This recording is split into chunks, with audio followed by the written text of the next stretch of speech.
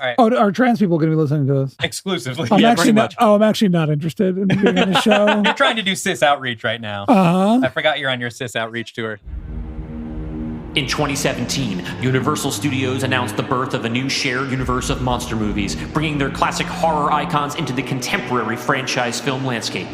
But after the critical and financial failure of its first installment, the project was indefinitely abandoned. Now, in 2025, the powers that be have called upon one pulp horror devotee and one snarky film critic to unearth the concept. I'm Dylan Roth. And I'm Dalton DeShane. Are you afraid of the dark universe? Bonvenon al chuvitimas la mallunas universum. La podcasto, kie ni provas revivigi Universal Studios mel successan kinematografian universon de monstroj filmoj unu idio post la alia. Mi estas via Esperantista gastiganto, Dalton DeShane. And I am your English-speaking host, Dylan Roth. And welcome. Welcome to... I took this train an hour and 10 minutes to get here. And this is what you do to me. With those headphones in, it looks like you're translating for the dipshit UN. We haven't introduced you yet. You're not actually here yet until your name is evoked. Welcome to what will probably be the most chaotic episode of Are You Afraid What of will the Dark be Universe? the last episode? We're getting close to that. No, there's going to be more. But this is the final guest episode before Hell on Earth and the resolution of our Death's Door saga. And so we thought, let's do a silly one. Yeah, we've been head down working on this script, and it is serious business. Serious business. And we decided we're busy killing the rest of your favorites. And so we've invited back. I'll just do the rest of it in the form of the English language intro to our show. Now and again, we throw open the doors of our studio and invite our favorite storytellers to plumb the depths of the Universal catalog or classic horror cinema and pitch their own Dark Universe remake. This week, we are thrilled that the first butts to grace the couch of our new studio are familiar ones, butts belonging to good friends and returning guests. One is a writer, journalist, and author of the unique novel, a roman a slack, if you will. Several people are typing, as well as multiple DC Comics anthology stories. He's also the madman behind our League of Extraordinary Gentlemen episode. The other is the cartoonist responsible for the graphic novels Boys Weekend, the Antifa Super Soldier Cookbook, and the upcoming Simplicity, as well as the cover artist for No Jersey's latest and upcoming singles and album. She previously pitched us a remake of the movie with her wife, Jaya Saxena. Yeah. They both my wife and friend just completed their Gender Ordeal comedy tour with Chuck Woodstock. Chuck Woodstock? You said Chuck Woodstock. It auto-corrected to Chuck Woodstock, and I didn't catch it till I was half saying it. Chuck Woodstock is a cartoon beaver. Chuck Woodstock is his persona. Chuck Woodstock. He taught me. The star of hundreds of beavers. My high school shop teacher, Chuck Woodstock. Tuck Woodstock. Yes. Please welcome back to the podcast Statler and Waldorf. Calvin Kasulke and Mattie Lubchansky. Hi. Welcome to the fellas. studio. Folks, we are already punch drunk on cinema. Yes. We have done something we haven't done since the very first episode of the show, which is to sit down as a group and watch the movie for the first time together just minutes before sitting down to record our show about it. Yes. No one has come in prepared for a pitch this time. We're playing it a little fast and loose. Let's talk about the movie that we are covering today. It is a 1966 film in the language of Esperanto. And let's explain Esperanto for the layperson. Yeah.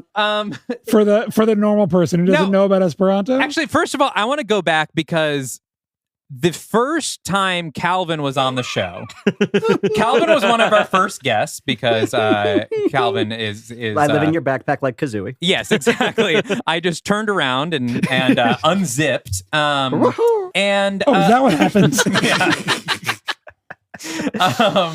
And the first film that Calvin wanted to pitch was not the League of Extraordinary Gentlemen. It was this pitch, or this film, Incubus, which is spoken entirely in the constructed language of Esperanto. And I was like, oh, I had no idea about this. I looked into Esperanto because of this pitch, because of this idea. And I was like, hey, it would be funny if I learned this. And then here we are 2 years later. I have almost 2 full years of Esperanto under my belt in Duolingo, and we are finally meeting to do this pitch. Dalton, go see that up. I suggested doing this movie Incubus, and Dalton said, please, can we do anything else? It's one of our first guest episodes, and that's a little too weird. We want people to listen to this. Yes, you might have said we want people to listen to the podcast. You said it's a movie entirely in Esperanto. I need to correct you. It is the only. Okay, that's not even true. There are other films in Esperanto. This is simply the best known one because it stars William Shatner. Yes. A devastatingly young William Shatner. Yeah, he is just about to win the role of Captain James T. Kirk on Star Trek. It is the year 1966 when this comes out, same year that Star Trek airs for the first time. And the movie is called Incubus. It is written and directed by Leslie Stevens, who founded, what's the name of his production company? It's like Daymark or something. They started The Outer Limits. If you know The Outer Limits, the little booklet that comes for the movie refers to him as a contemporary of Rod Serling and Gene Roddenberry. High fucking praise. And he decided he wanted to make a horror movie with about the same budget as an Outer Limits episode. $9.50, which in 1966 was a lot of money. It's a pretty good looking movie for its budget. It is. It's shot beautifully. It really does look very good. And not only does it have Bill Shatner, it also has Milos. We will get to Milos, who plays the titular Incubus. But yeah, it's shot by a future Academy Award winner who also shot American Beauty Conrad as well. Hall. Yes. The score is entirely reused Outer Limits music. Yeah, there's a lot of theremin for a movie that just I think depicts no technology more evolved than the pulley. Yeah, the film is set somewhat outside of time. It feels contemporary because you can see that Shatner is wearing a side zip mock neck, which I want. And the Incubus does wear jeans and like a button up. Yeah, with plastic buttons. But the most technologically advanced thing you see in the movie is a stick. No, the well's got a lever and pull. No, that's not true. The well is just a well, and they stick a cup in it. The well is a well in a way that a well is never a well, which is the water is at the top. What you're describing is a sort of a bowl. It's a dish. Go outside and get some water from the dish. Yeah, no, I've got an above ground well. You don't got one of those?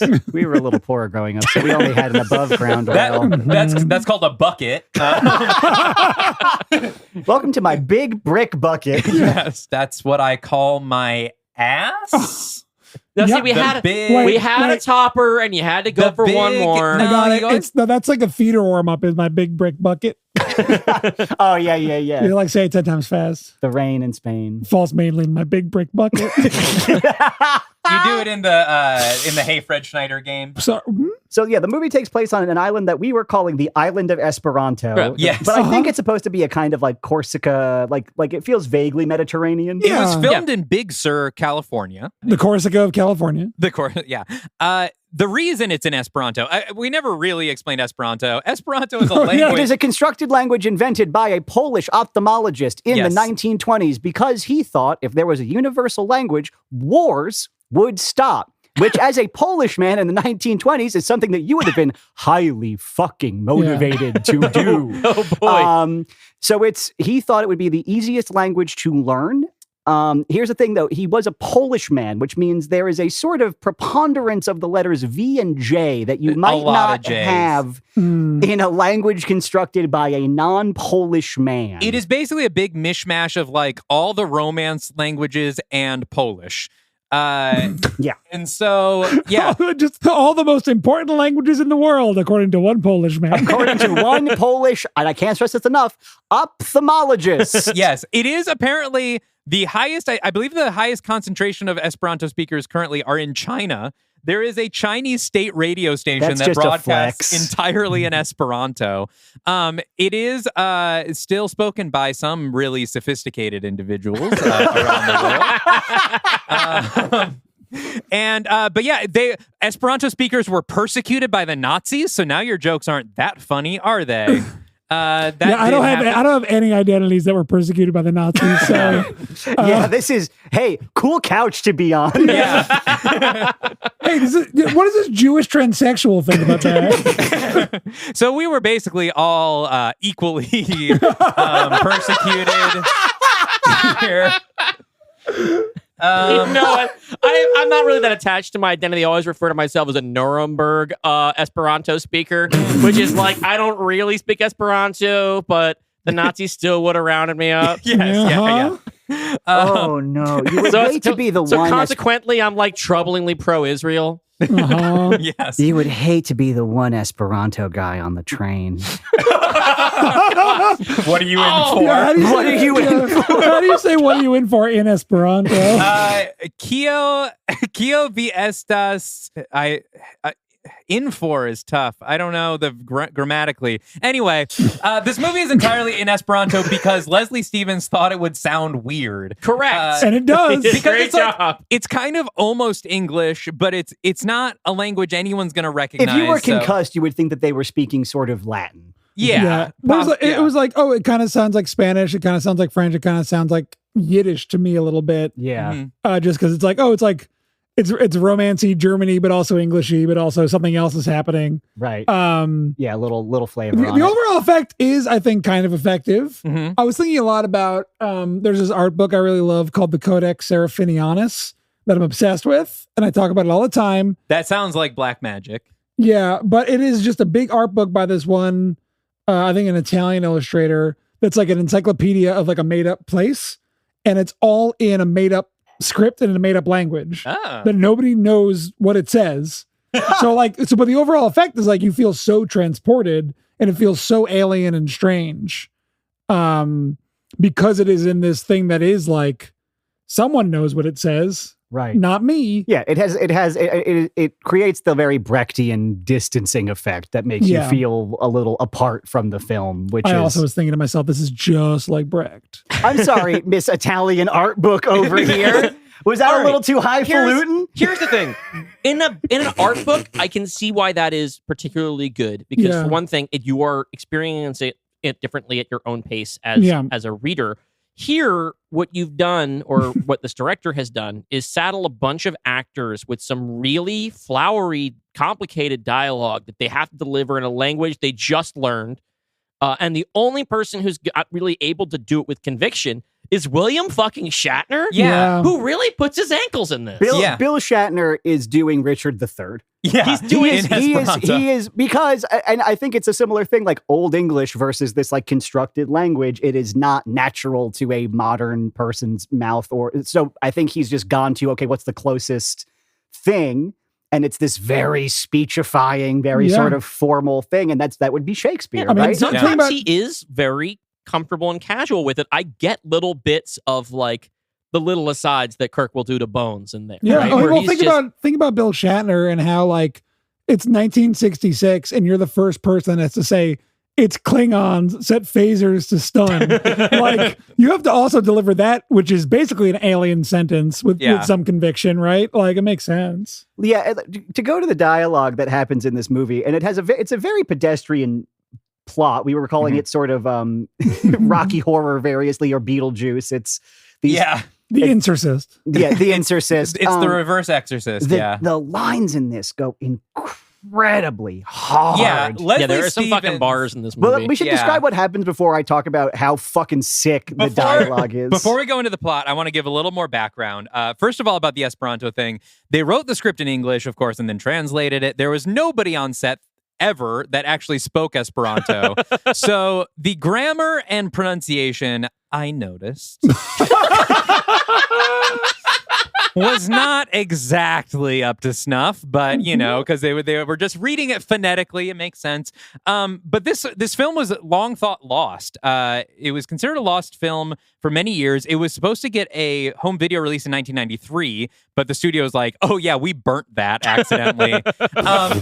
Hey kids, you can watch The Lion King, or so then in 1998 they discovered a print in Paris in really poor condition that had burned in French subtitles. And some of those are still in the print that we watched. Yes. So the Sci-Fi Channel funded a restoration of that subtitled print in 2001, but then just in 2023, a like pristine 35 millimeter print was discovered, and that's what was used to make this 4K that we have here. But it does still have a couple shots with the burned-in French subtitles that must have been missing from the updated print or something, that they had to go back to the old one. But so really recent that we've found like a usable print of this. It is all on YouTube, though, if anyone wants to watch this. It is like pretty beautiful. You are a sick fuck, and you bought the 4K. I bought the 4K, and I'll tell you, I've been fighting for this fucking thing since January, Arrow Films. I ordered this thing, not to get too far off track, I ordered this thing, and they shipped it using a shipping company I had never heard of, and the day before delivery, the company went out of business very suddenly.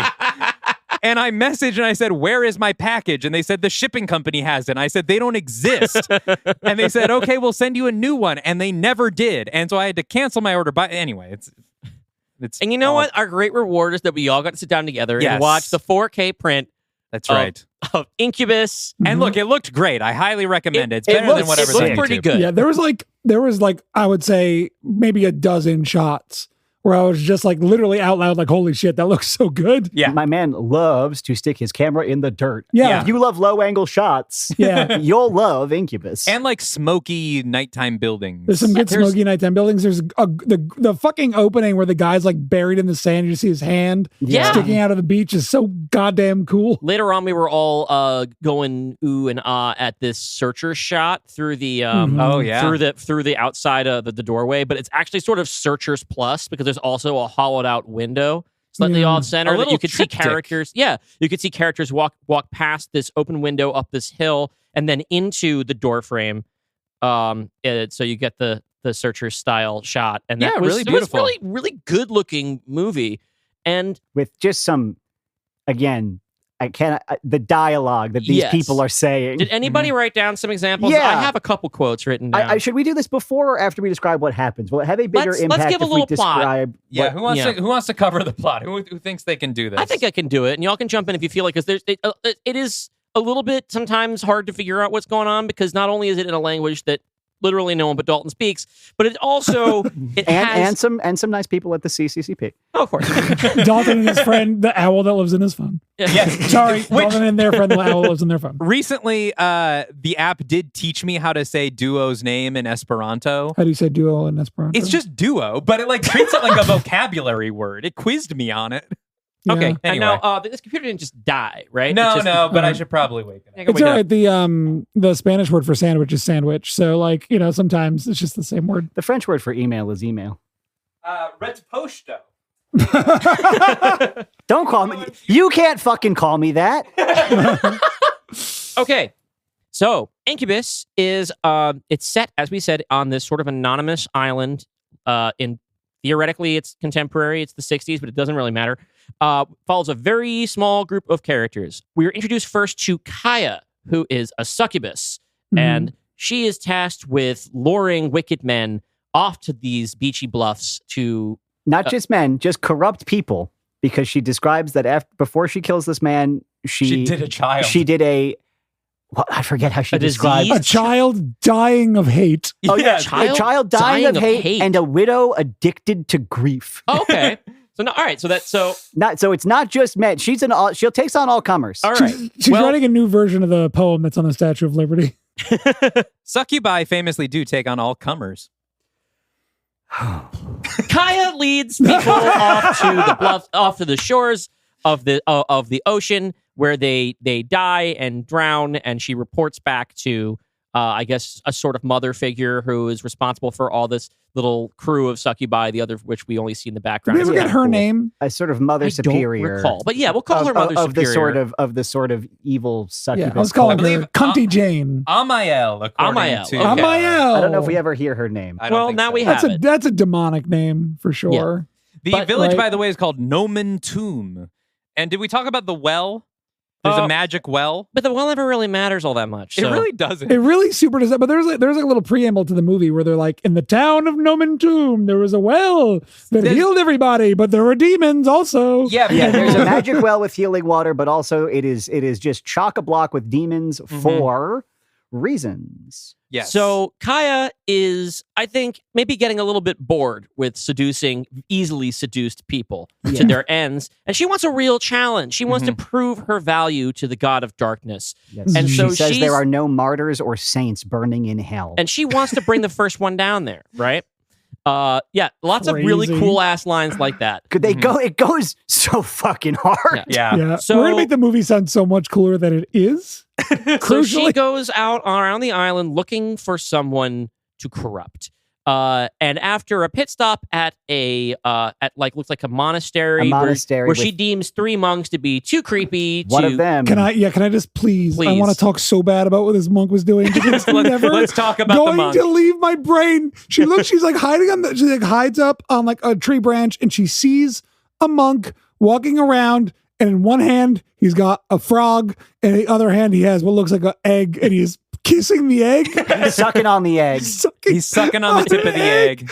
The other 2 monks are Sucking doing. on the tip of the egg. Watching the frog. But like he's just walking in monk's robes, holding a frog, sucking an egg, Yeah. and it's never addressed. No, we who never that see is. him There's again. no- there's no But we're- other monks. But we're meant to believe that, like, because we see one monk like clearly like burying something like illicit, and we see another monk turning a crucifix around. So Yeah. like clearly he's going to be up to some shit. And then there's just the shit monk, toad in one hand, egg in the other, and she's like, okay, these guys are sickos. These From guys that are already alone, we know he's already corrupted by the world, and there's no sense. He's in already trying to- corrupted by that toad. Yeah. She's like, this guy's soul is already going to a weirder hell than the one that I am devoted He's to. going to frog hell. Yeah, somebody else already got to this guy. He's holding the 2 sigils of that new religion, which is, of course, the toad and the egg. So luckily The for her, incubus. May the toad be with you and egg so with you. there is also a new arrival in the village, it looks like, or at least someone she's not familiar with. Yes. And it is a brother and sister, though you could have fooled us. They have some Folgers coffee commercial energy with each other. We Yes. have Mark, or it's usually said Marco, because apparently in Marco. Esperanto you always add a vowel. That But that the is subtitles say Mark with a C. yeah. Played by William Shatner, and his sister Arndis. Arndis. Classic kind of name. Beautiful name. Yeah. Yeah, It and actually is Esperanto for frog egg. William It is actually Shatner, Esperanto for is armed. armed and ready. They William moved it- Shatner has been injured in a non-specific war. Yes.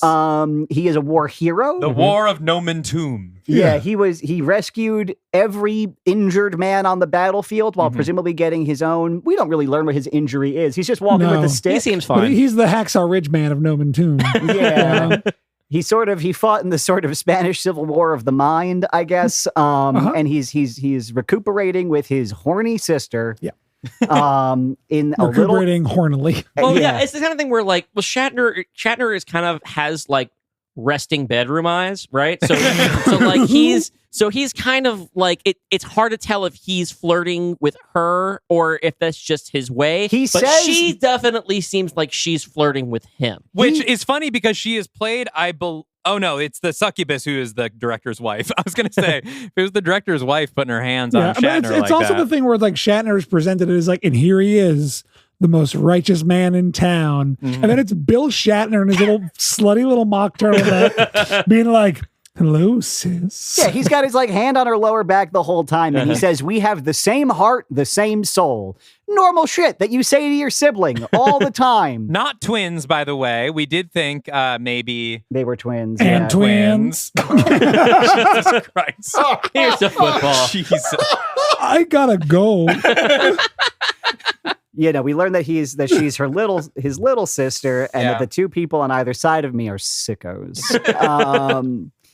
Yeah, and so the succubus decides I have to fuck the only man on this island not currently sucking on an egg, and seduce him and bring his pearly white soul down to the Dark Lord. Yes. But things don't quite go as planned.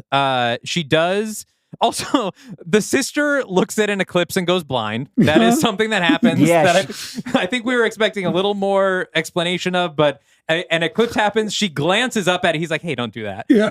And she's immediately blind. It's also, sorry, but when the eclipse happens, the succubus is like, she's like at this point trying to seduce Bill. Yeah. And the succubus is just like, I wonder if it's an omen of good or evil. So to be clear, the succubus sort of breasts boobily out of the woods into the cabin where the siblings are staying. And she's like, I lost my brassiere, my tits, my ass. I was wandering here. I'm lost or whatever. And William Shatner's like, that seems normal.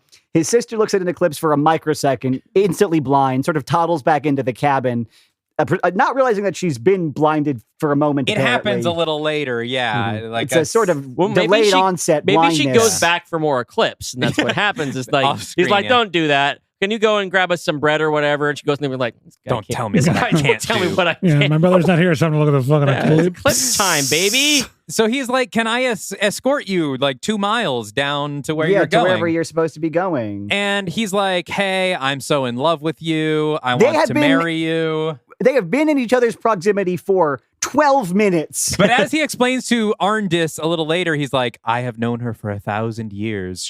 I have been in love with her for eons. You know, like he says all this romantic presumably stuff. this is like succubus power. Succubus energy. We have to assume that she has some supernatural draw, but also what's important is that he, unlike the poor sap who gets killed to establish the threat earlier on, his motivation is not just to bang her, but to marry her. Yes, he has noble intention. The bang of the soul. Yes. But then they do bang. They do bang, but they do bang. They fuck so hard the succubus falls asleep, and William Shatner carries this broad's unconscious body to a Catholic church and plonks her on the altar. Love so deep, put her ass to sleep. There is no priest there, so how they're getting married, I am unsure. I kept thinking about West Side Story. They don't need a priest. They just go and they kneel down and but they don't actually, because here's what happens. So Kaya wakes up in the church and immediately freaks out because she's in a church and she's a demon. That's not good. Yeah, she sees all of the Jesus Creasm, all the saints, and she's like, I got to get out of here. I'm an iconoclast. But of course, like Mark doesn't understand what's happening. Yeah. He's just like this. My bride who we just had sex and she passed out, and so logically I brought her here to the church and she freaks out. She scratches my face, runs away. And he's heartbroken. He's crestfallen, right? Because his bride-to-be has run off. But he's not the only person who's in trouble here, because Kaya has to answer to her mother superior, whose name I forgot already. And there's a problem because their lovemaking was like lovemaking. Yes. She wasn't. It's I think implied that she can bang in the cause of evil. Yeah. But this time she banged in the cause of love. Yes, and the Mother Superior warns her earlier that love is the only thing that can counter their dark pussy magic. Yes. Yeah, and so she's been defiled by an act of love. Yes. They talk about it as if they literally call it a holy rape. That, like, she has been deflowered not by the sex, but by the emotion attached to it. Yes. And so now, in order to redeem herself in the eyes of her dark lord, she has to get some sort of retribution. An eye for an eye. An eye for an eye is literally how it is described.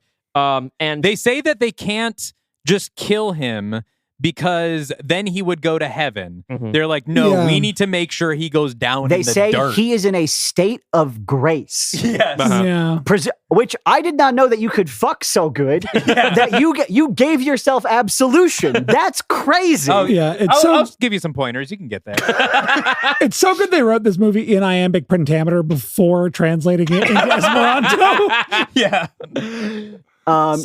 Sorry, go ahead, Calvin. Well, no, at some point, the sister is blind. She crawls her way to the church where Bill Shatner explains this to her. And then at some point, they go back to the cabin and she can see again, maybe? Maybe. But she also gets messed with by Mother Superior, who takes away her voice for a period of time. Right. But at one point, Bill Shatner nods and the sister seems to have understood that he has nodded. That was a mistake. No, you know what just happened is that just like Dalton one time wrote an entire script with Quasimodo and did not remember that Quasi is deaf. Leslie Stevens just forgot. Yeah, just forgot. He did that. Yeah. He was like, "Oh, we left that stupid eclipse part in. Oops." But sometimes it does feel like a page or two fell out of the script. Like as Calvin kept pointing out towards the end of the movie, the magical healing well does not come back in the third act, which would be useful for what happens in the third act. Yeah. Because an eye for an eye in this case means that first we see Satan. All right, Satan shows up and he's rad. It's so cool as hell. Very cool. His backlit bat wings on like inside like the skeleton frame of a house. You see him in the distance, out of focus. Yeah, in the mist. So cool. sick. We never see him black closer. and white. Yeah, by and the way. everyone keeps like looking Conrad over Hall. like, ooh. Yeah, the succubi are just like, it's so cool that Satan's here to see our cool ritual. I was like, wow, usually I thought you did the ritual when Satan was not in earshot, but no, he's just showed up to see you guys do some shit. Yeah. He's like, big fan. Gives them one big silhouetted thumbs up from off screen.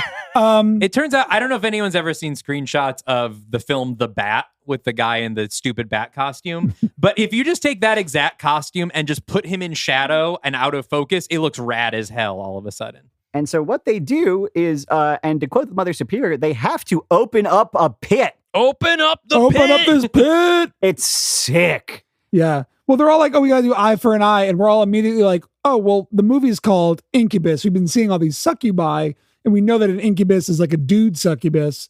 So I'm like, all of us immediately like, well, they're going to summon a succubus to have sex with Bill Shatner, right? Yeah, we have to have, there's going to be a dude that fucks Bill Shatner. Here is where we run into the issue of not screening these movies before we decided to do a podcast episode out of them.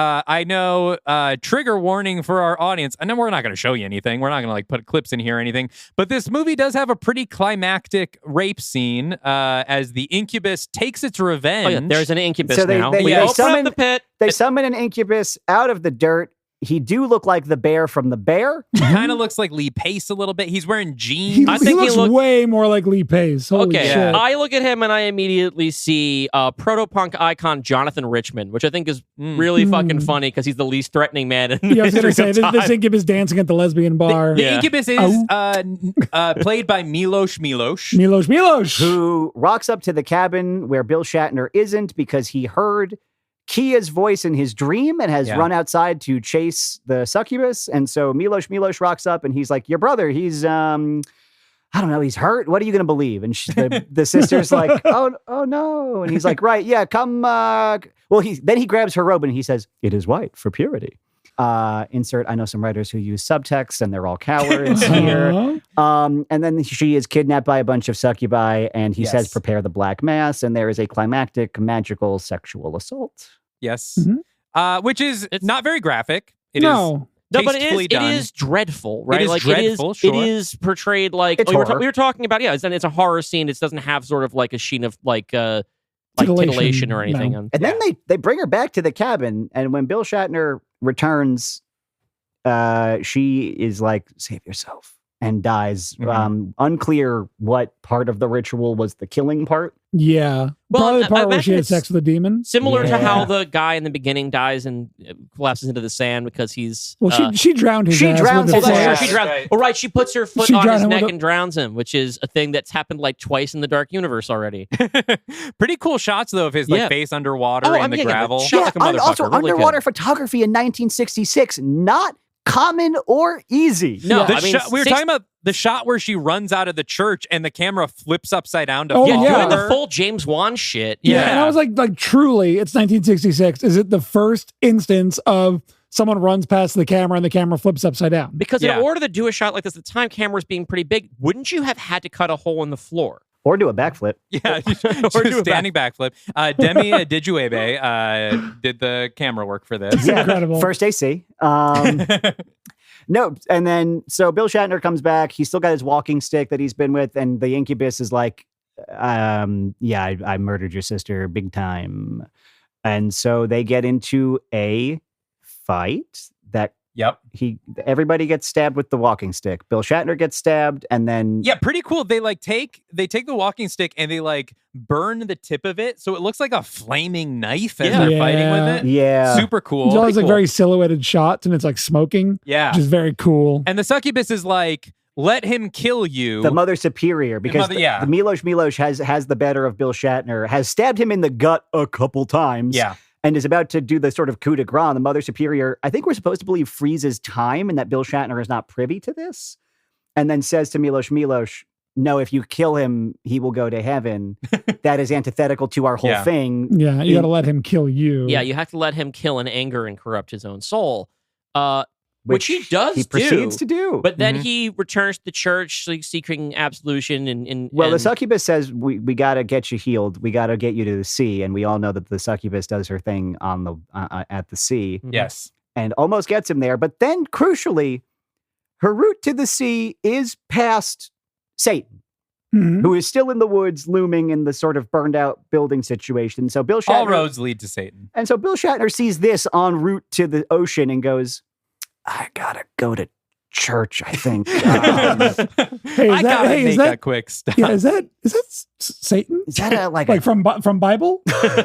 Which we all know is one of the only books he has in the little cabin. Well, he also gives an insane monologue. He gives like a full Captain Kirk, like as he's following her. Yeah, of like he knows his soul has been corrupted, and like he's seeing the universe different now, and the frame kind of clouds over as he does this, like. Yeah, his shirt is torn open. He's sort of losing his mind on the way. And then as he sees Satan, we hear the bells from the church in the town. And he says, I have to go. And the succubus at that point is like, I love you. And follows him to the church. Bill Shatner makes it inside the church. He sort of collapses on a pew. The succubus is stopped by the incubus, who is brought back to life in a weird she's also stopped because she doesn't go over all the way. The threshold. She's like... She fears entering the church, right? Yeah. And so before she can do that, she gets challenged by the incubus. She gets challenged by the Mother Superior, and she renounces the dark god and says she belongs to the god of light, which upsets everybody. She does a cross symbol, which makes the incubus really freak out and turn into a goat man. Yes. Turns into a goat. He turns into Black Phillip. Cool. He turns into Black Phillip from the Vavitch. Yeah. They have a little fight. We all shouted. We're like, goat man! It's very abrupt and very sick. She does not want the taste of butter every day. No. She's not interested. Yeah, she... and then she's just fighting a puppet of a goat or like a taxidermied goat for a while. Yeah, like she's definitely like, she's moving the goat head, holding it by the horns, which are to either side, which is not actually helpful for trying to gore somebody. But we do get a couple, like close-ups of like the goat licking its lips and stuff. Yeah, it's pretty good goat acting. It's not bad. The goat, there's a couple of really killer goat shots. The goat like rears up and you see his little beard, and it's very good. Yeah. The twitching of his creepy goat eye. But the succubus scampers on into the church, holds Bill Shatner's hand, and then they look at the goat, and the shot goes negative. And they do a freeze frame. And that's the end of the film. Freeze frame, goat shot goes negative. Fino. Perfect film. Yep. Standing ovation. Yes. Incubus. Yeah, Dylan, you referred to it as the "there's a place for us" shot, which is very much what it is. Like he's holding her like on the floor. They're definitely doing the like end of West Side Story. Yeah, we were talking about a lot of movies this is like. It is a little West Side Story. It's West Side Story, but with Christians and pagans in one way. We also said, I said it's sort of an inverse Exorcist because it's about a bunch of Satanists having to sort of call in a professional because one of their flock has become too pure. They have to which is also the plot, goodness. which is the plot of Beetlejuice. Which is the plot of Beetlejuice, so it's a little Beetlejuicy. Also, it's Rocky Horror. It's looking around and going, there's too much heterosexuality coming here. Let's summon a shirtless man and fuck it all up. Yeah, let's summon a shirtless man to fuck both of these heterosexuals. Unfortunately, he does not fuck William Shatner, but good news, we are soon going to be pitching a new version of this. Really quickly, you've just gotten me goofed up thinking about your West Side Story with pagans and Christians. That is the West Side Wicker Man, is what you've just described. West Side Wicker Man I is will good. say the sort of like vibe of the film is very Wicker Man-y. It's like very proto, that kind of like folk horror. Like it's like daylight horror, which is like not super common, I don't think, in 1966. It's very cool in that way. Yeah, it is. What's interesting is like early folk horror is mostly a UK thing because of the sort of, traditions of paganism and stuff from there. America doesn't really have its own folk horror except for this movie. Well, because American horror is all about the people who would have had those folk traditions had we not genocided them. So all of American horror is about, oh shit, we got God, we're gonna get ours one day.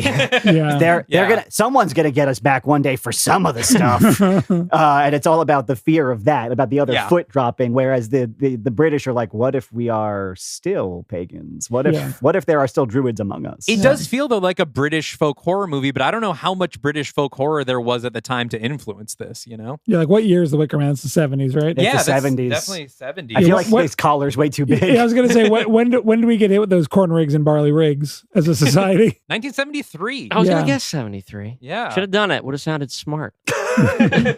Well, great guess, Dylan. Yeah. Hey, Dylan. Hey, thanks, Maddie. Hey, Thanks, man, Calvin. we can just edit this out of order. Yeah. Hey, Dylan.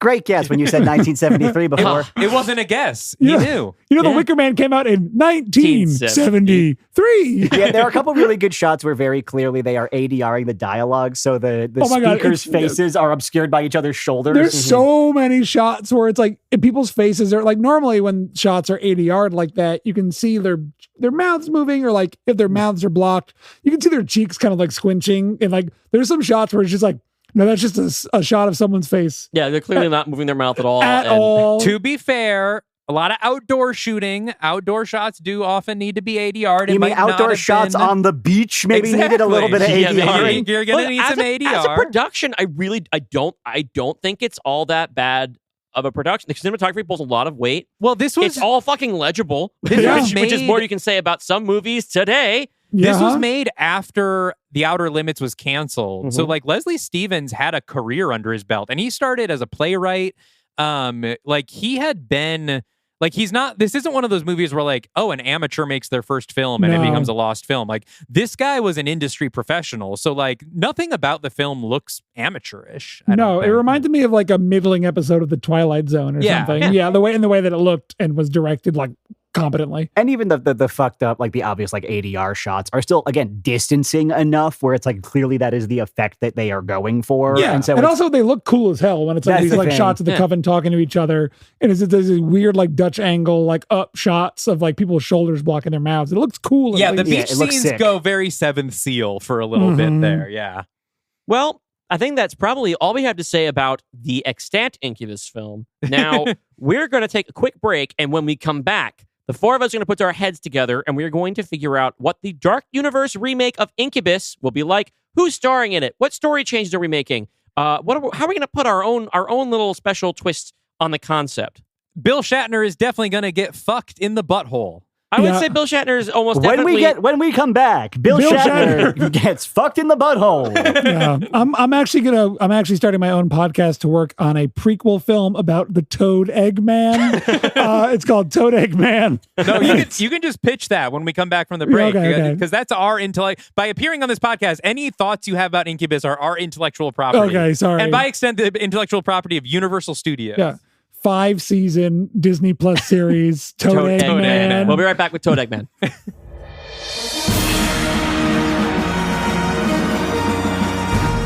Because we've now tied this so much into sort of like a tangential thing to our Dark Legion exploits, maybe there's like a movie that's been made of Cassie's book.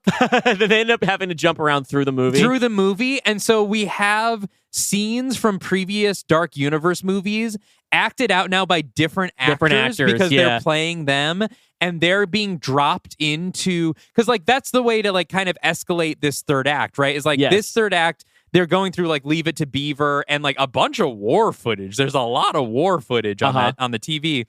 But because we've tied this so much into the Dark Universe, they get to jump through previous Dark Universe movies, but shot in a way that makes them look deliberately cheaper and with cheaper actors. With different actors and like more melodramatic. This is like a Netflix miniseries type thing, right? Yeah. Okay, now we're going to put this one, challenge this to you guys.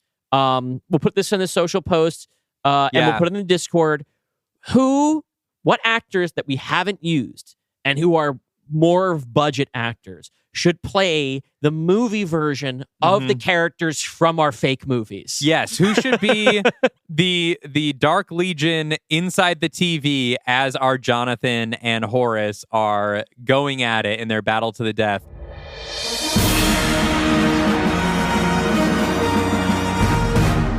And we are back. We're back. We're podcasting. We're camming. We're what? We're camming. We're camming. We actually do have a 3-camera setup today. That's Yeah. right. So one day you might be watching this as a video presentation, but more likely you're just watching various social clips set from 3 angles on our very nice set. But we are here now. Holly is here too. And we are going to figure out a dark universe version of Incubus, which on its surface feels like it could be pretty easy because there's a lot of overlap. Did you just pause it? No, it's still rolling. recording. We just can't see the progress anymore. Which is very helpful, Holly. Thank you. Are you going to knock over that camera now too? Holly is dangerously close to my phone camera over there. Anyway, This is great radio. I think we're fine. Are we recording? We are, right? Wait, no, actually, I think we might have stopped. It's Let me playing. just- I don't know if let it's me just- recording. Incredible work. I see a green light, but not a red light. The timer is going. We are still recording. Okay. Beautiful. Why don't we just start again? And lose my great joke about camming. There's a lot of overlap with, I think, things we have in our dark universe. This especially feels similar to the Exorcist pitch. There's, I think, some overlap there. Sure. We had a black mass in that film as well. But I think the first question that we really need to answer here is it going to be an Esperanto? I don't know. I think there's ways to make it feel alien. So like we mentioned the Vivitch, right? Mm-hmm. And I think for all of his, I think I like him as a director. A lot of people have problems with Robert Eggers, but I like him Not a on lot. this podcast. No, but we like good. him. But like I think his greatest asset as a director is that he is one of the only people working that understands that the past is like a foreign country completely. mhm, Where yeah. people's motivations are weird. The way things the way people go about things are weird. Like we just we can't possibly understand it. And he does such a good job of making places and people feel alien Mhm. that you don't need to necessarily set it in the stupidest language imaginable. To that point- we don't have to throw stones here. To that point, Mhm. if we're talking about folk horror, Mhm. and we're talking about, we can set this anywhere, but if depending on where we want to put it, Yeah. we could use an extant That's what I'm saying. older language. yes. Like we could do Gaelic or Yeah. Irish or any Native American Yeah, I was going language. to say, put it in a Native American language if you're going to Okay, set well, it. now I'm going to sound like an asshole when I want it to be an Esperanto. Yeah. Hey, and Dalton, you are an asshole. Yeah, you're kind of an asshole about this. We'll do what Prey did, and there will be one cut in Esperanto and one cut in Cherokee, you know? And Dalton, you can work on the project of redubbing all of our movies in Esperanto, and it's all just your voice. I just think it's a cool gimmick. I think at the time, I think it really tanked the film. From what I understand, people did not want to see a film in the Esperanto. public wasn't ready. Not weren't like ready. now. Now I think now if A24 was like, this movie is entirely in Esperanto, people would be like, people would oh, like hell it yeah. because they see A24 and they think people will fuck me if I like this film. And that's what they say about the dark universe too. The real A24 films are the ones that nobody will fuck you for liking. Please see In Fabric. If you want to see an A24 film that renders you less fuckable than when you began. See Good Time. Oh, Okay, yeah. I'm describing a fun movie that will do that for you, not a movie that hurts. Good time it's right in the name, Calvin. Fine, I guess maybe I've been out, but then is it even Incubus if it's not an Esperanto? We could put it in Esperanto, but then it has to be like, okay, let's start at the beat. Let's start Wait, all somewhere else.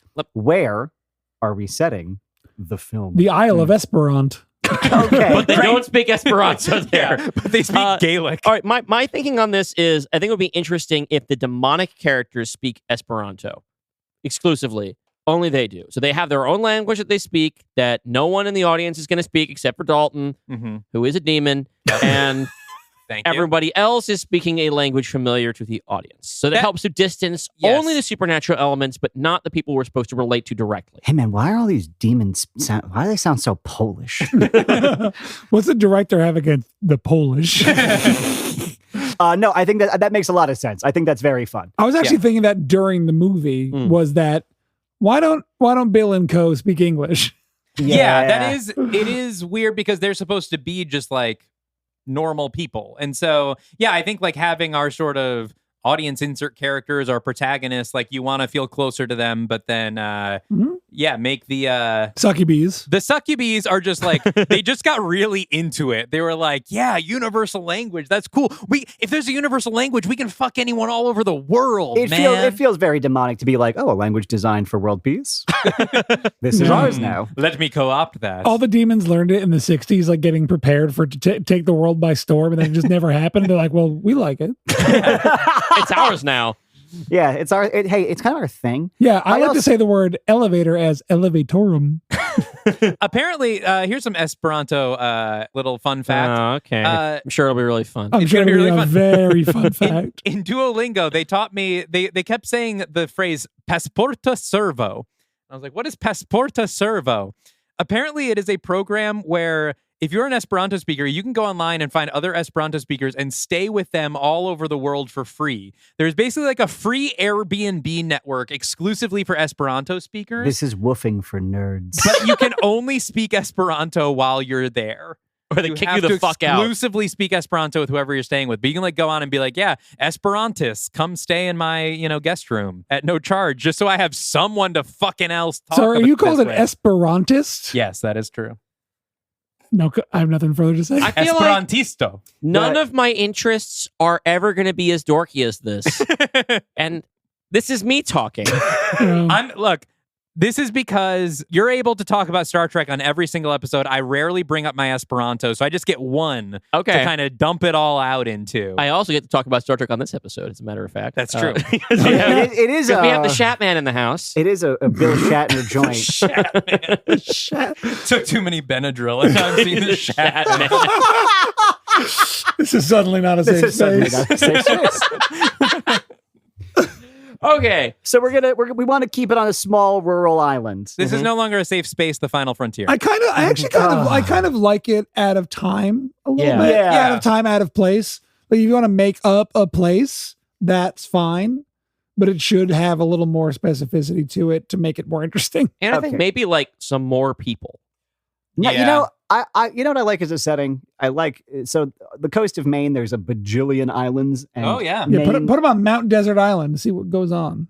yeah, Yeah. I mean, even like less populous than Mount Desert Island, yeah. but like a place that I have been and many times and really enjoy. But yeah, like a place like that where there's fucking 20 people and you would notice any new person being there. A bunch of fishermen. Yeah, it's like fishermen and then like people who work in the town's one grocery store and one restaurant. And according to this movie, a thing I forgot to mention in our summary of the movie is that all the women have incredible eye makeup on. Yes. So of course there's the one grocery store, the one fishmonger, the one post office, and then of course an Ulta Beauty and a Sephora. Yes. Yep. Because competition breeds that kind of cunty look. That's right. Mhm. That's right. Yeah, I like the idea of like a coastal island, really, really, but like the kind of place that you have to like take a ferry to. Like, there's no cars. Yeah, but you don't have to be like Maine, like at the No, beginning. no, There's but I'm just reason thinking for that's the that vibe. kind of New England vibe. Stephen King wrote like a TV special thing called Storm of the Century. And it took place in Maine?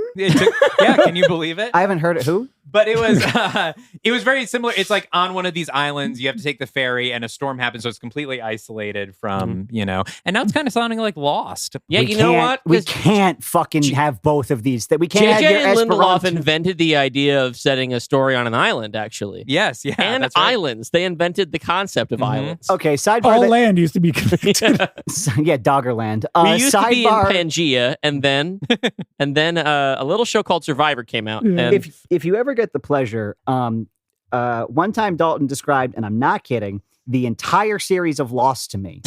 Now, here's something that's very important. Yeah. Dalton has had zero church upbringing. No, that is not true. Dalton doesn't remember an iota of their church upbringing, which means every time Dalton would tell me something that happened on the program Lost, I would say something like, oh, like in this Bible story. And Dalton would go, yeah, I mean, sure. And fucking keep going.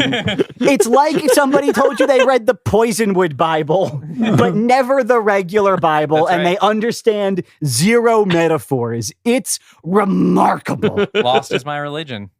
Yeah, but you don't have any That's- religion It's the past tense of losing my religion. that's me in the corner. Yeah. That's Anyway. me. I'm the big foot statue on the island. Yeah, so it's all that. Trying to escape. the smoke. Monster on the island. Yeah, it's all. It's This all right. writes We'll itself. workshop it. We're more of a movie riffing podcast. Yeah, nobody here's ever written we're a all- song parody before. All right, so we're on an island. We're setting in someone outside of time. Not Once my again, forte. we can't have Robert Eggers direct because Robert Eggers was already Calvin's pick to direct their your previous pitch, Calvin. League you of did Extraordinary Gentlemen. Did I really put Bob Egg on You that put one? Bob Egg on Well, that. I wanted I wanted Zack Snyder. Tony You Egg on vetoed this me. Bob Wait, Egg. hold on. Bobby Egg. Sorry, I'll just say whatever director directs this, regardless of who it is, what gender, whatever, Toad Egg, perfect place for a director cameo. Yes. And you know who that should fucking be? It should be Yorgos.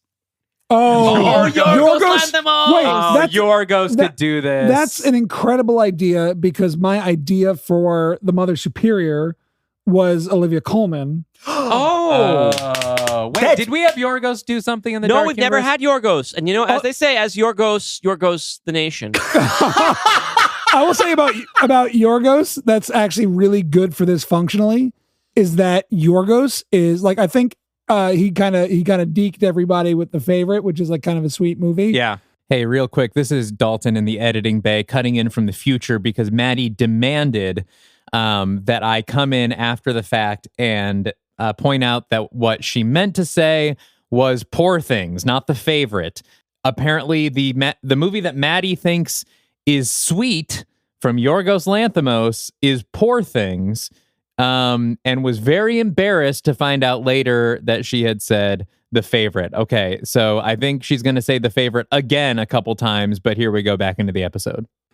But if you see, By his standards, no, but I'm yes. saying, but like people think that movie is like fun and uplifting. They do. Mm-hmm. I don't want to get into it, Calvin.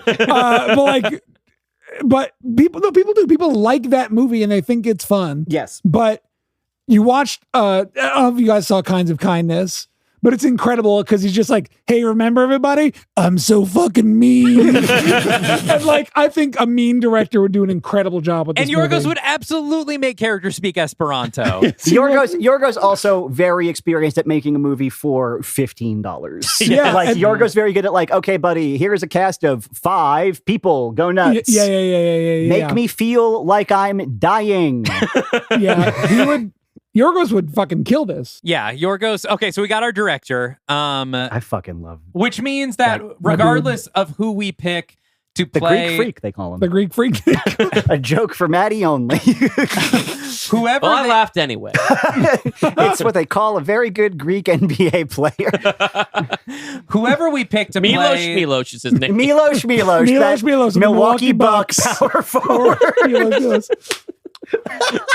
It's so hard to advance At the 6 foot- show when there's 4 of us here. At love 6'10", hailing from Thessaloniki.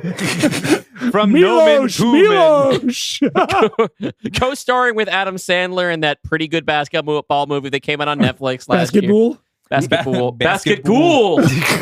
Hey, was the basket goal there? Yes. Okay, We Olivia. are all wait. like fucking sober. Regardless- Yeah, no, we've all had like 2 glasses of seltzer. Seltzer. We're I've said the wilding word out. regardless 30 This times. party is going to be off the hook. Regardless who we choose to play the main Regardless. succubus, if Regardless. Yorgos is directing, it is going to be Emma Stone. Yeah. We simply No, will no, not she could have play- a she choice could play in the the sister. matter. The Oh, Olivia she also Wilde could be the looking sister. sister could be Emma Stone. Oh, good. Yeah. Ardness? Arndis. Arndis. She could actually put a little. She could put a little. She put a little stank on it. She could put a little stank on it. A No, little, maybe yeah. she wants to have sex with the succubus, which makes it a little, or with the incubus, which makes it a little less Yeah, so stupid.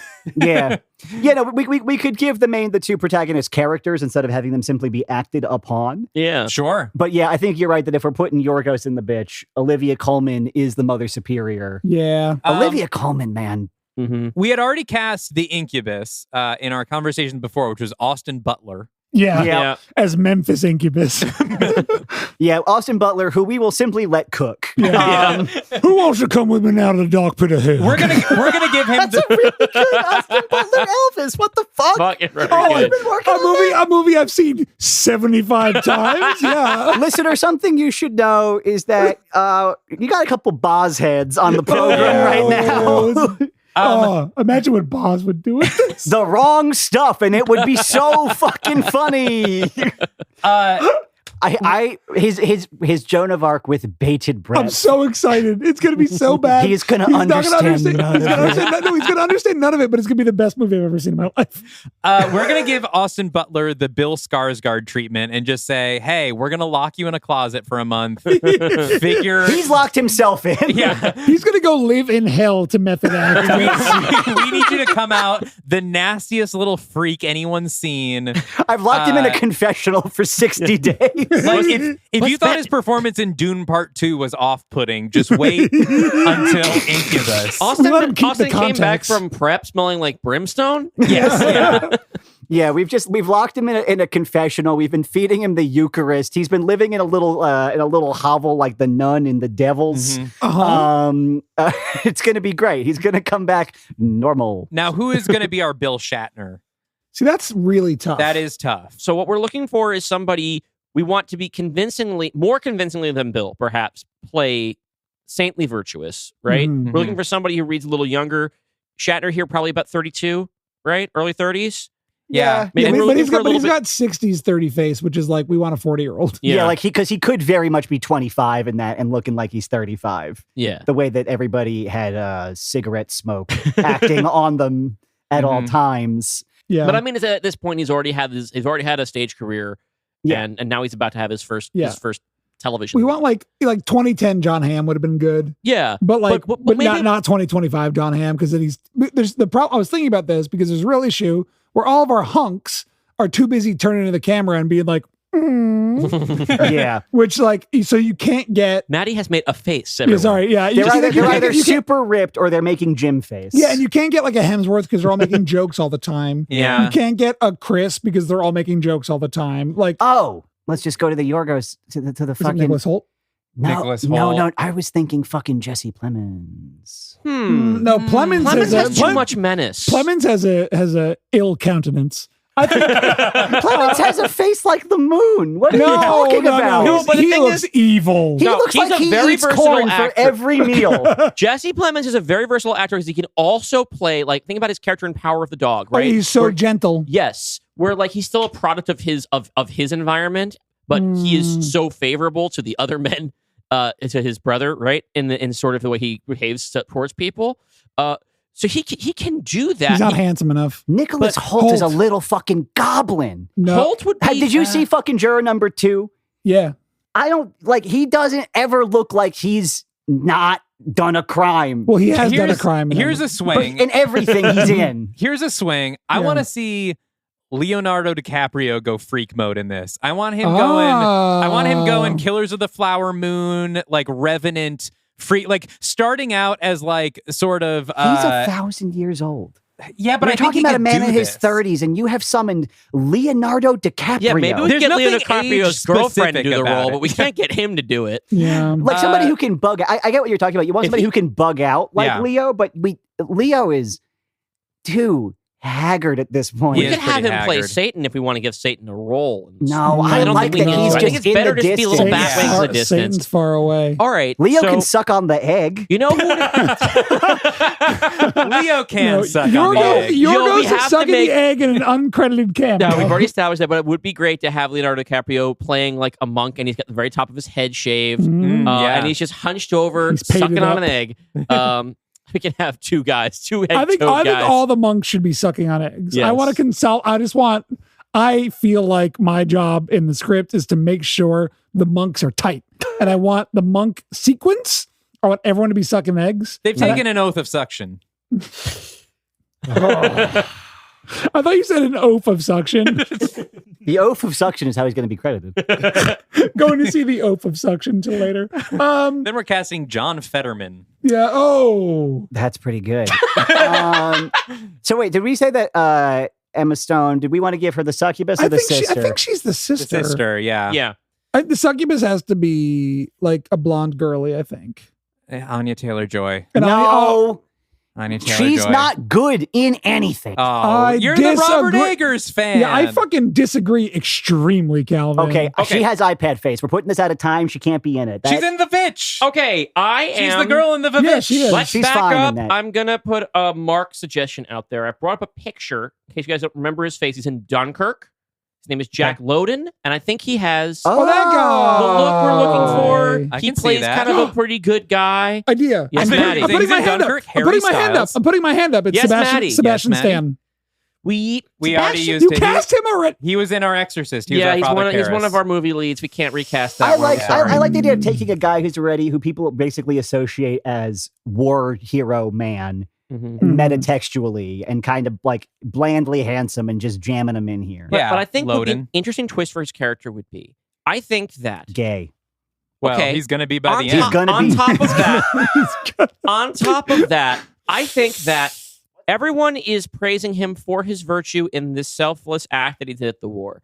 But he alone knows that he also did a straight up murder while he was over. Mm. And the only other person who would know is the person he killed. And it wasn't, or maybe it wasn't a murder, but he did kill some. He did some hand-to-hand shit. He watched the light yes. go out of a man's eyes. Just- Yeah, Yeah, like I'm just thinking about hand like stuff. that moment in like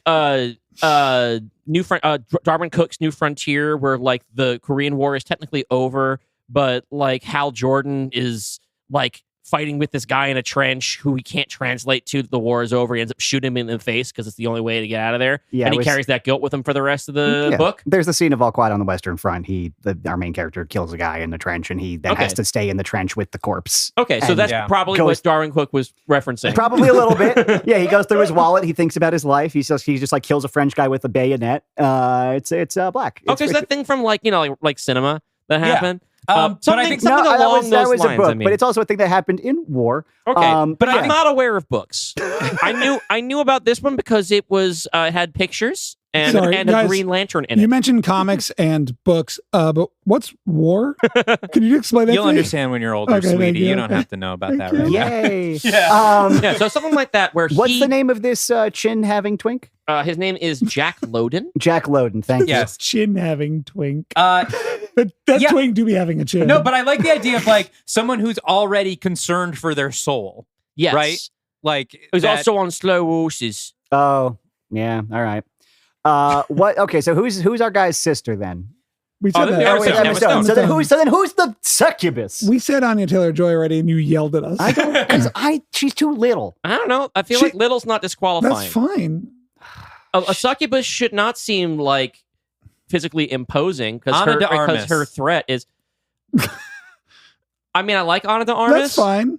She would have an exotic accent compared to everybody else on the island. Yeah, and how is her Right. Esperanto?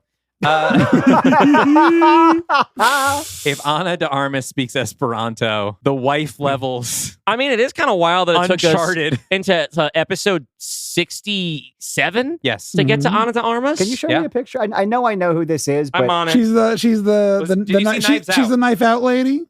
She's She, playing. she got knife. She got, everyone. she got Everyone. knife out. Everyone has knife out and knife out. But yes, she's the knife out. She's the knife that's been out. She is. Yeah, she's the She's, outed knife. she's- She's the outed knife. That's Yeah. right. She's the Bond girl. This will be coming out. Yeah, she's Paloma in No Time to Die. In No Time to Die. In what in any other franchise would be the most obvious like spin-off tee-up ever, and apparently wasn't. She's so funny in She's that. like, Yeah. I someone who does not think there should be any more Bond movies after that. one. Wait.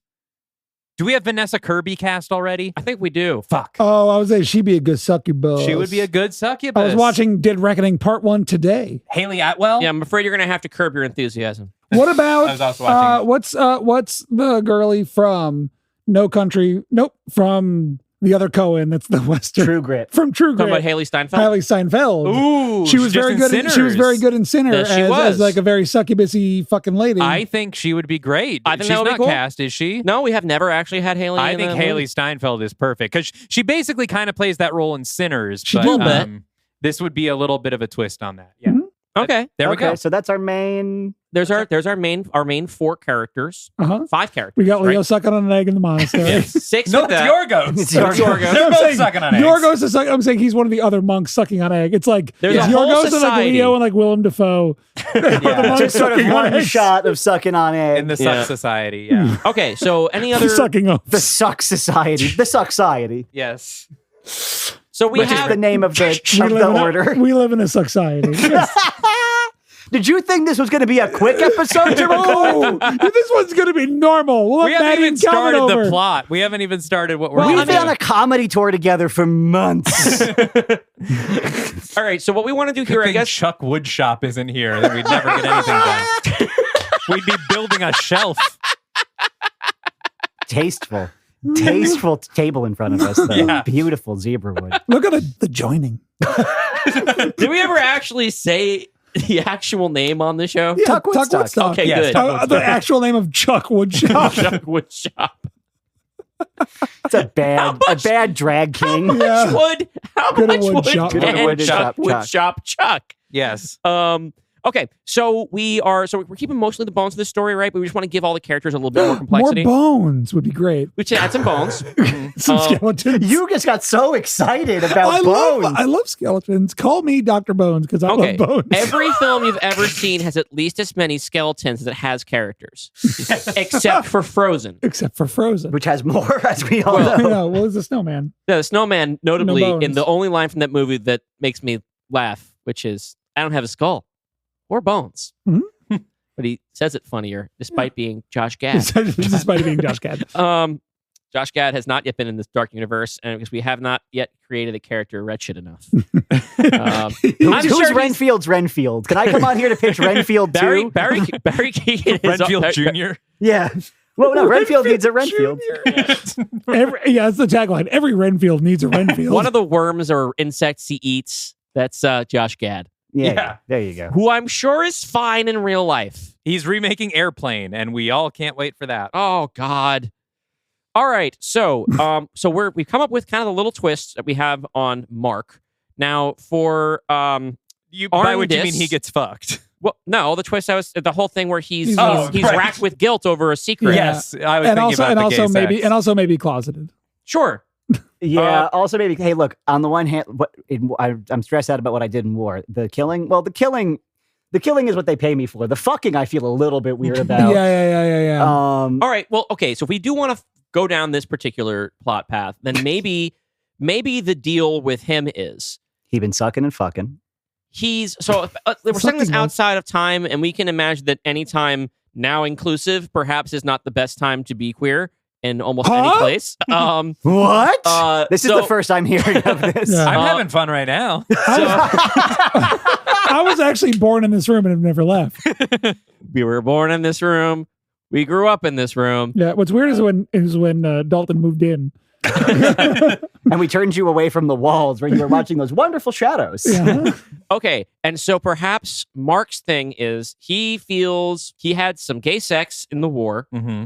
and Classic. doesn't know how to deal with it. Mhm. And so what he thinks his draw of the attraction to the succubus is, he's like, oh, here's a woman who I want to have sex with. Mhm. Thank God. Thank God. Yeah, and also When- crucially, because like the succubes can see that he's free of sin. So if he's got the murder racket on him, that's not Right. him being free of So sin. But if he's instead- having gay sex, he is free of sin because that's Yes. a normal kind of Maybe sex. he to have. hasn't even had gay sex. Like maybe they're drawn to him because he's a virgin. Mm. But he does Ooh. have gay thoughts, right? Like he had eyes for his compatriots.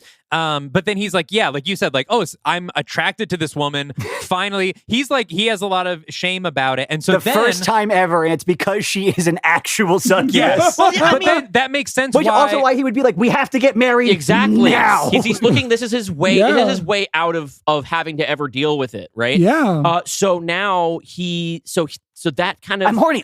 Thank God I'm fucking horny. No, normal reasons. Normal reasons. Don't Let's get worry. married. Let's Well, get married today. I'm gonna But then carry you when to the the church. incubus, when they revive the incubus, Jogging. it's right. to Okay. seduce him, Uh-huh. which allows us to not have to do the assault that happens, but the incubus is there to seduce him into the desires he's afraid of, Mhm. and he beds the incubus, which corrupts his soul, because Right. Not it's because an it's a incubus, guy, but because it's an incubus. because he's Right. he's of the devil. Would also be kind of neat. Okay, so we have the same general gist, right? So he wanders off with the succubus.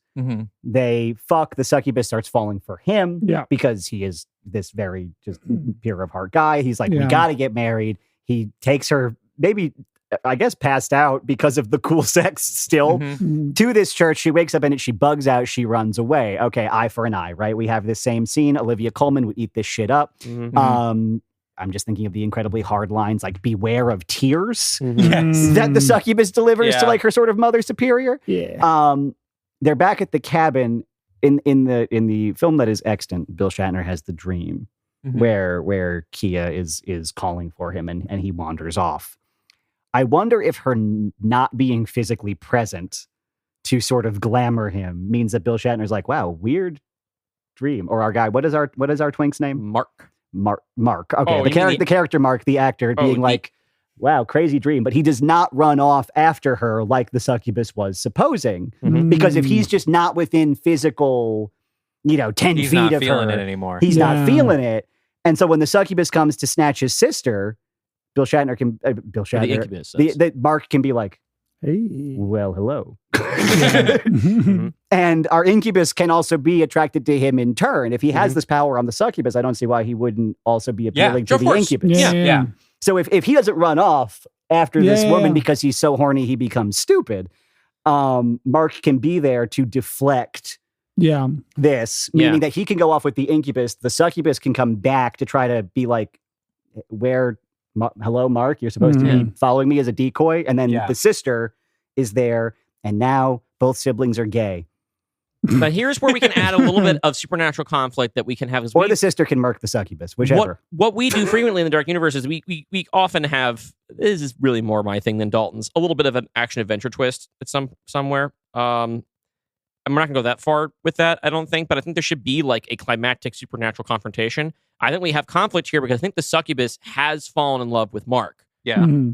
But Mark is just hooked up with the Incubus. Yeah, he's got fucked off in the woods. That's for me. I don't know. I think he'd feel a lot of shame if he's like, I think that's his struggle, is that he has this deep, I think he is religious in this. And he has this, hence the, I need to marry you so we can have sex. Like, that's the whole thing of corrupting him, right? I think it's not so much about like, you had sex with a man, now you're going to hell. It's that he had sex with a man and now he hates himself. And he's afraid of himself. And he thinks he's going to hell. All right. Well, what I'm saying is that's enough to send you to hell. We can externalize that conflict by having it be that having him, like, the succubus feels that he's transgressed against her, right?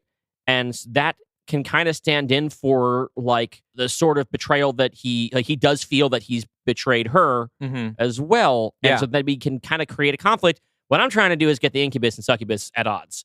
So there can be a little bit of monster on monster conflict. I mean, they fight in the extant movie also, but now they're fighting for a different reason. They're fighting over this twink with a chin. I think I would really want to keep, I think, more mystery than the original movie has. The movie tells you right up front, hey, these are succubi. Here's what they're going to do.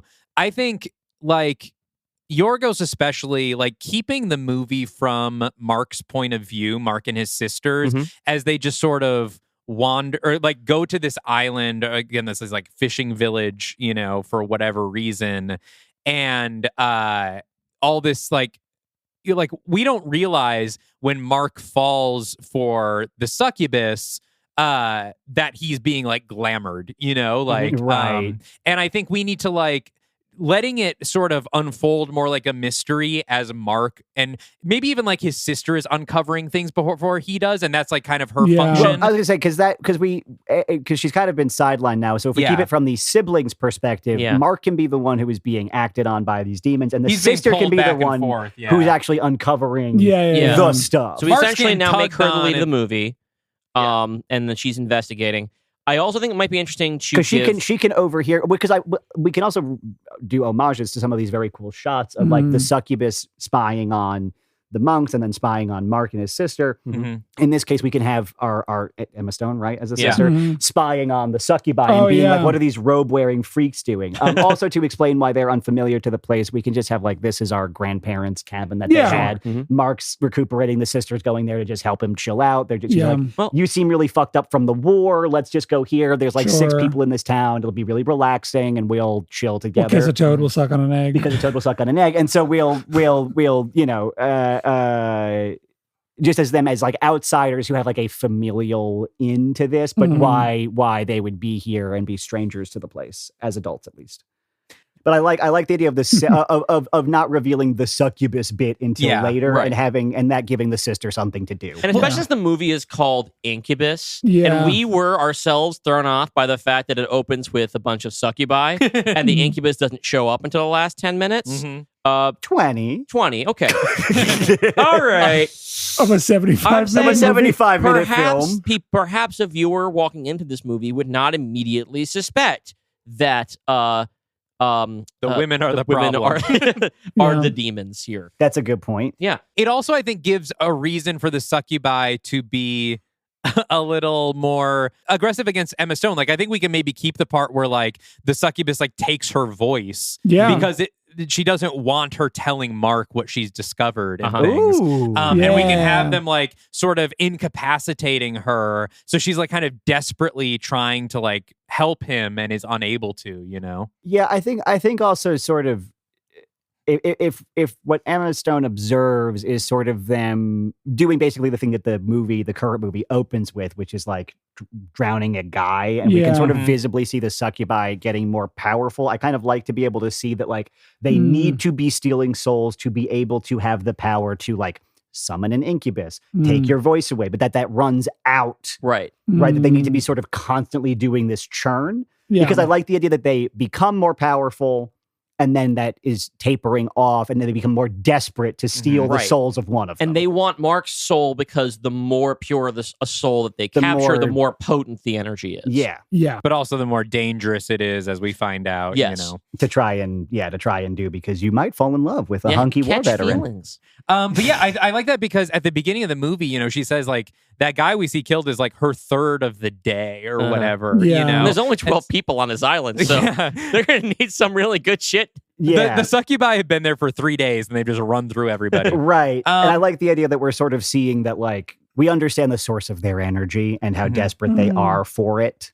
And the sort of limits, you know, that they have. Because I don't like the idea that they are perpetually powerful wizards and these two mortal ding dogs are just going to take them out. Well, and it gives us more opportunity for horror set pieces because these women are going to have to be killing people while all this Mark stuff is still happening. Like, that's kind of a weird thing about the movie is like, yeah, we see the guy die at the beginning and she's like, oh yeah, this is my third today. But then as soon as Mark arrives, like everyone's energy is just trained on Mark. And I think it would be the case that like, even while Mark is here, like that succubus has to go off and like kill somebody else, you know? Like go to like a fishing boat that's just docked or something. Yeah, she's multitasking. She's playing the long game with him, but she needs to feed in the meantime. And that's where you can get like your Willem Dafoe in there. Yeah. just murking. Yeah, Willem Dafoe coming in on a fishing boat and just getting immediately murked. We can I think we could probably lengthen, because this kind of all happens in like a day, but I think we could lengthen that and like have the sort of seduction be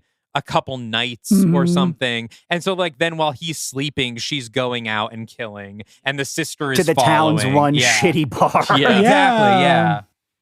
It is called the Hook and Ladder, the way every shit bar in every shit town is called the Hook and Ladder. Yeah.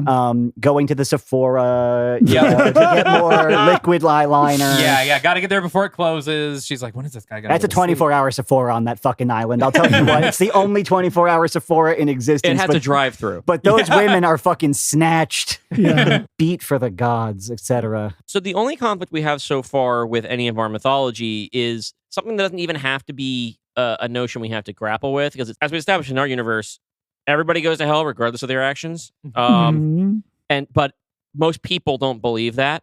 Yeah. So it doesn't have to. It can still be like fear of damnation can still be guiding Mark's actions. Yeah, Mark is religious. Mark is religious, and he thinks that there's a heaven and a hell. Yeah, when in actuality, he and all humanity had been created as playthings to torture by the gods of death.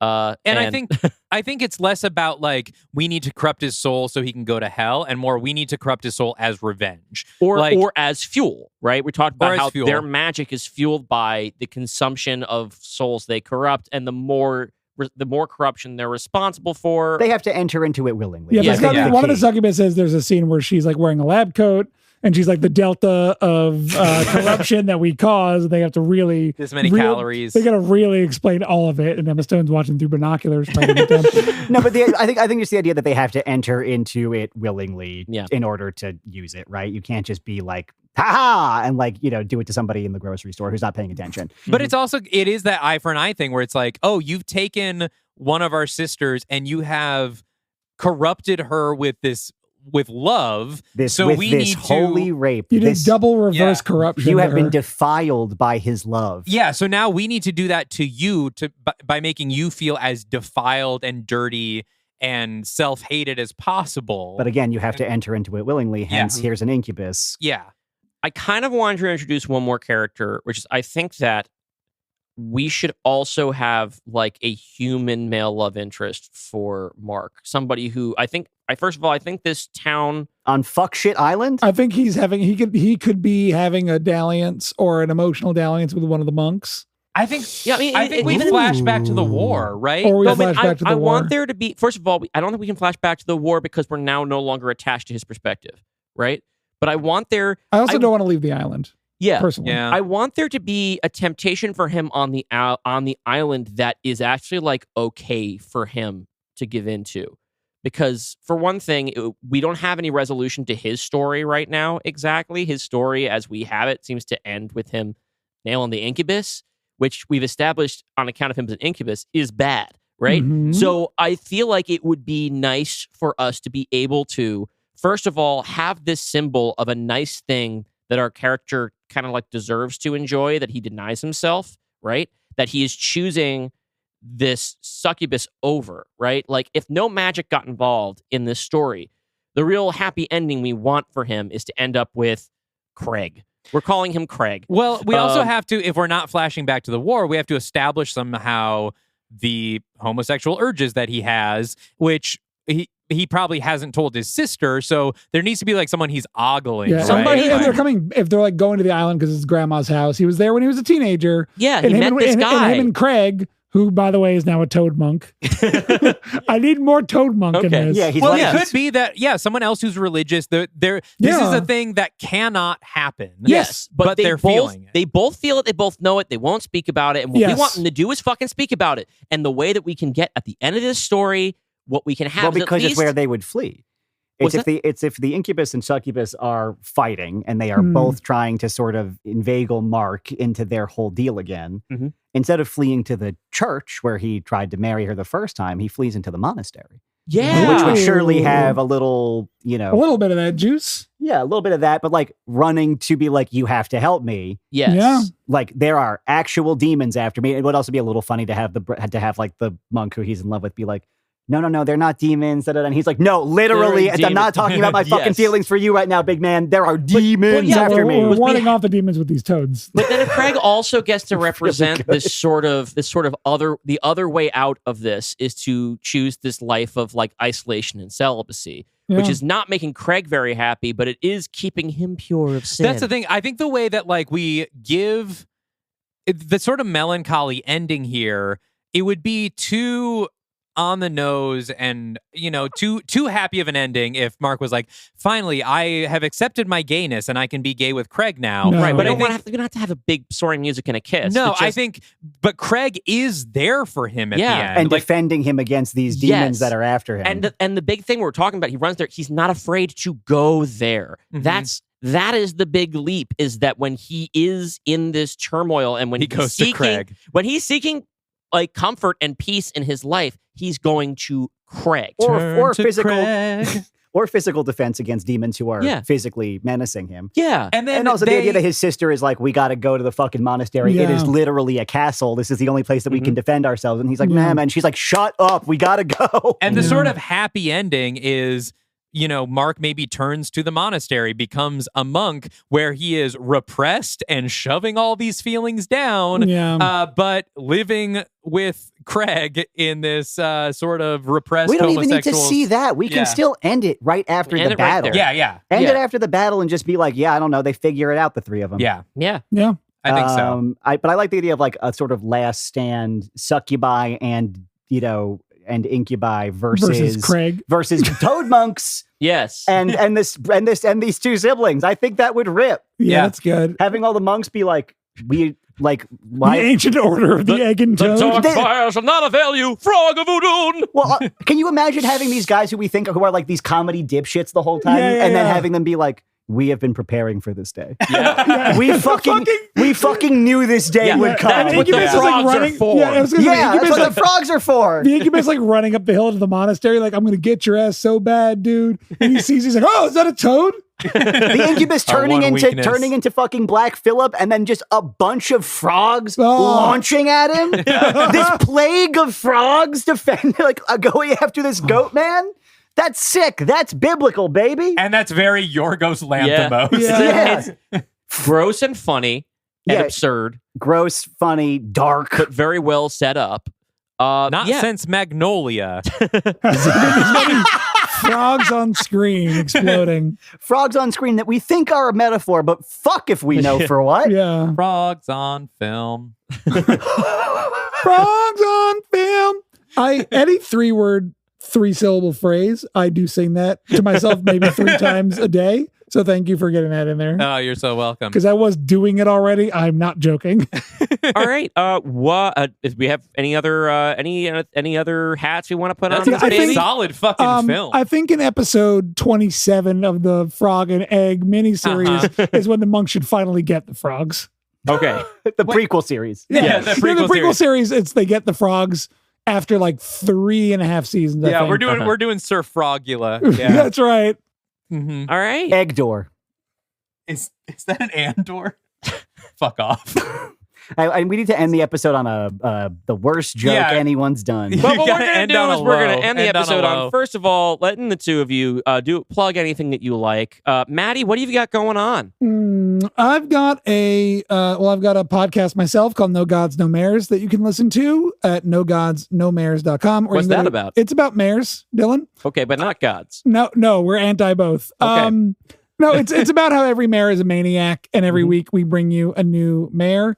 And I also have another podcast I called, want to say mayor, not like a mare horse, like a not anymore. We're gonna go re-edit all the episodes, I guess, no gods, to no make it about mares. mayors. No This mayors is of about Easttown. Kate Winslet's character Yeah. from The that Mayor of one Easttown. HBO That's right. miniseries. And then I've got a podcast called Temporal Culture War at temporalculturewar.com where me and Clayton Ashley watch Star Trek Enterprise and talk about the early 2000s. It is the most interesting, premise for a Star Trek related podcast ever, because Yeah. it's like you do the classic bit of riffing on every episode, but, Yeah. but the much more interesting bit is going week by week through the immediate aftermath of 9/11 Yeah. and watching American culture just mutate into something Yeah, that not fit to live. we're finally halfway through season 1 now, where America is really becoming disgusting, more disgusting. And then also I've got a new book called Simplicity that'll be Yes. out this summer. That's my big plug. Buy the book, Simplicitybook. You can pre-order it now. XYZ.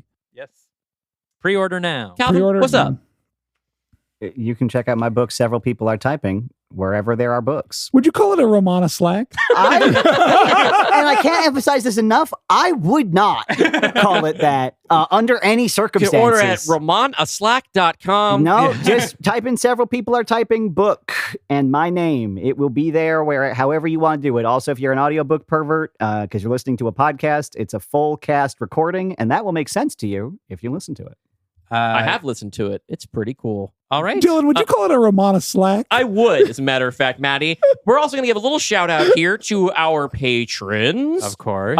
This episode was brought to you by, these are our executive producers who subscribe to our Patreon at patreon.com/Dylan and Dalton, and have bought themselves a little shout out on everything we record while they're on that rank. This is Brent Dreyer, Brian Egan, Mar Bendlar, Matt Thackeray, Soonmott, and Mike Lee Whiplash. Thank you so much for your ongoing contributions to the show. And let's give a big shout out to our studio executives. These are folks who are pledging $25 a month to our Patreon and not only get a shout out on our show, but they also each get to pick one of the movies that we have to remake in a improvised pitch like the one you just heard on our bonus podcast, Are You Afraid of Dylan and Dalton? We just did Wes Craven's Shocker, I believe. Yup, that'll be out most recently. The studio executives are Alyssa, Bill French, Beerus, Joe Valiant, Jonathan Morgantini, Moose, The Real Nick Morton, Rich Mays, Sabrina, and Tom Webster. Thank you all so much for making this possible. And now, in 2 weeks, Holy shit. it all comes down to this. The finale of the Dark Universe project. The Wow. Dark Legion, Hell on Earth. Part Will we 1. see our favorite characters? How many episodes will this be? We don't know yet. We're still writing it. We as know of some taping. of the answers, but that one we don't. I personally think we're probably headed to a 3-parter. Is it a 2-parter? Is it a 3-parter? In any case, You maniacs probably want a 5-parter, but I won't let Dylan do that. I don't think it should be a 5-parter. I think it will, but in any Every case, third act needs a 5th act. in 2 weeks, This is what I'm saying. in 2 weeks, you will get Hell on Earth Part 1. The following week, you will get Hell on Earth Part 2. And if that's not the end of the movie, the week after that, you will get Hell on Earth Part 3. It would be so sweet, though, if we finished Hell on Earth in episode 69. That would just, that would be perfect. That would be if it's 2. That would be neat. Yes. Yeah, can me and Calvin come back on to live pitch a remake of Hell on Earth the next week? Yes, absolutely. Yes. That does require you to listen to this podcast. Is that something either of you are willing to do? Probably. if it lets me go on a podcast, yeah. Okay. All right. Well, until then, you guys, stay afraid of the dark universe.